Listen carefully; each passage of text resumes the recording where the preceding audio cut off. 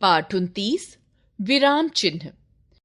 पापा, भैया ने पत्र लिखा है पर कुछ समझ ही नहीं आ रहा। दिखाओ मुझे। यह लो पापा। ओह, विनीत ने विराम चिन्हों की गलतियां की हैं।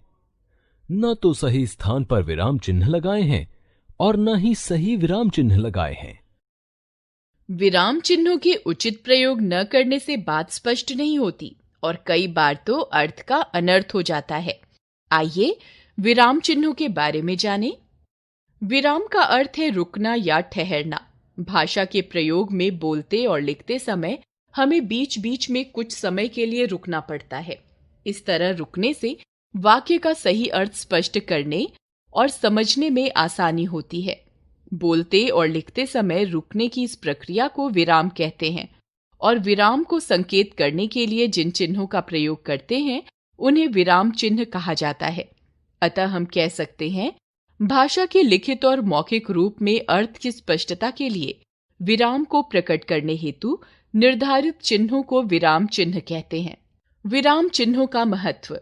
विराम चिन्ह किसी भी भाषा के अनिवार्य अंग होते हैं। इनके प्रयोग से भाषा सजीव, सुबोध, स्पष्ट, अर्थपूर्ण और प्रभावशाली बनती है। इनसे वक्ता या लेखक के भावों और विचारों को ठीक से समझने में आसानी होती है। सही विराम चिन्हों का प्रयोग इसलिए भी आवश्यक है क्योंकि इनके प्रयोग से कभी कभी हमारी बातों का अर्थ उल्टा भी हो जाता है। जैसे रोको मत जाने दो, जाने से रोकने का आदेश। रोको मत, जाने दो, जाने देने का आदेश। इन वाक्यों में प्रयोग हुए शब्द और उनका क्रम एक जैसा ही है, परंतु विराम चिन्ह का स्थान बदल जाने से दोनों वाक्यों का अर्थ एक दूसरे के विपरीत हो गया है। अतः भाषा में भाव के अनुसार सही विराम चिन्हों का प्रयोग करना आवश्यक है। हिंदी के विराम चिन्ह। हिंदी में प्रयोग किए जाने वाले विराम चिन्ह निम्नलिखित हैं: पूर्ण विराम चिन्ह, अर्ध विराम चिन्ह, अल्प विराम चिन्ह, उप विराम चिन्ह, प्रश्न सूचक चिन्ह, विस्मय सूचक चिन्ह, योजक चिन्ह, उद्धरण चिन्ह, निर्देशक चिन्ह, विवरण चिन्ह, लाघव चिन्ह, कोष्ठक चिन्ह, हंसपद या त्रुटिपूरक चिन्ह। पूर्ण विराम चिन्ह। पूर्ण विराम का शाब्दिक अर्थ है पूरा ठहराव। जब वाक्य पूरा हो जाता है और पूरा अर्थ भी संप्रेषित हो जाता है तब इस विराम चिन्ह का प्रयोग होता है। जैसे मैं माता जी के साथ लखनऊ गई थी। सूर्य पश्चिम में अस्त होता है। विशेष। सीधे सीधे न पूछे गए प्रश्नों के अंत में भी पूर्ण विराम लगाया जाता है। जैसे मीना ने ऐसा क्या किया कि तुम इतने नाराज हो। दोहा, श्लोक, चौपाई आदि छंदों में दूसरे चरण यानी पहली पंक्ति के अंत में एक पूर्ण विराम तथा सभी छंदों की समाप्ति पर दो पूर्ण विराम चिन्हों का प्रयोग किया जाता है। कहत नटत रीझत खीजत, मिलत खिलत लजियात, भरे भौन में करत हैं, नैननु ही सो बात। अर्धविराम चिन्ह। अर्धविराम का अर्थ है आधा ठहराव। वाक्य में जब पूर्ण विराम की अपेक्षा कम यानी पूर्ण विराम का लगभग आधा समय तक ठहरना हो, उसके लिए अर्धविराम का प्रयोग होता है। जैसे समानाधिकरण वाक्यों के मध्य में, जैसे मुझे नहाना है, खाना बनाना है, फिर पढ़ाई करनी है। यदि वाक्य में विरोधपूर्ण कथन हो, जैसे जो सहिष्णु होते हैं उन्हें अधिक कष्ट मिलते हैं। अल्प विराम चिन्ह। अल्प का अर्थ है थोड़ा। अर्धविराम की अपेक्षा अर्थात अर्धविराम का भी आधा समय ठहरने के लिए इस चिन्ह का प्रयोग होता है। इसका प्रयोग मुख्य रूप से निम्नलिखित स्थानों पर होता है: जब एक ही वाक्य में अनेक व्यक्तियों या वस्तुओं आदि के नामों का प्रयोग हो, जैसे स्वस्थ रहने के लिए हमें आम, अमरूद, पपीता, सेब और अनार खाने चाहिए।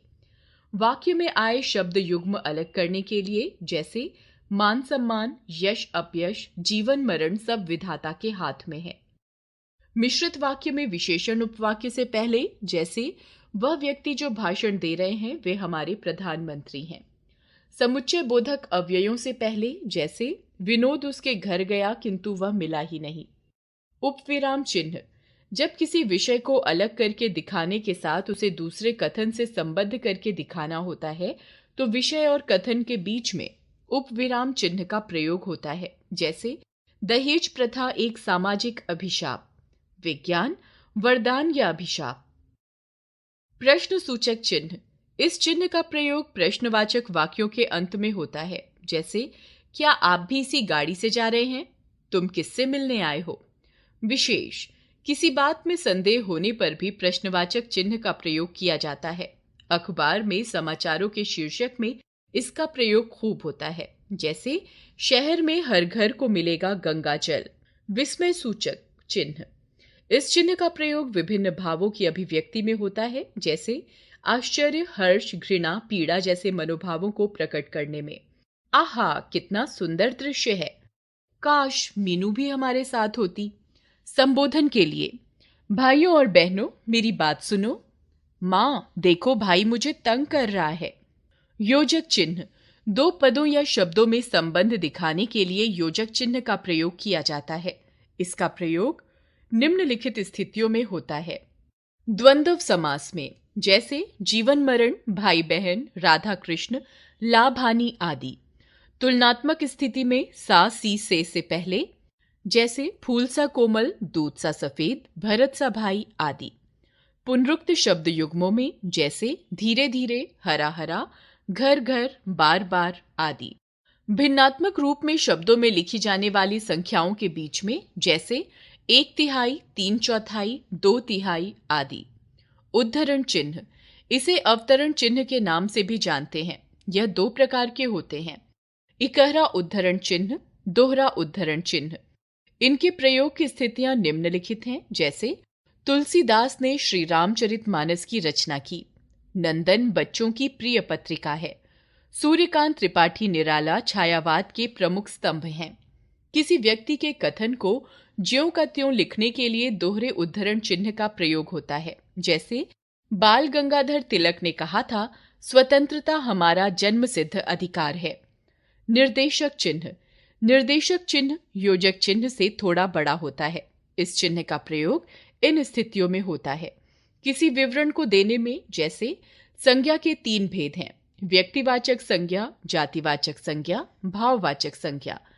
हमारे राष्ट्रीय त्योहार हैं स्वतंत्रता दिवस, गणतंत्र दिवस और गांधी जयंती।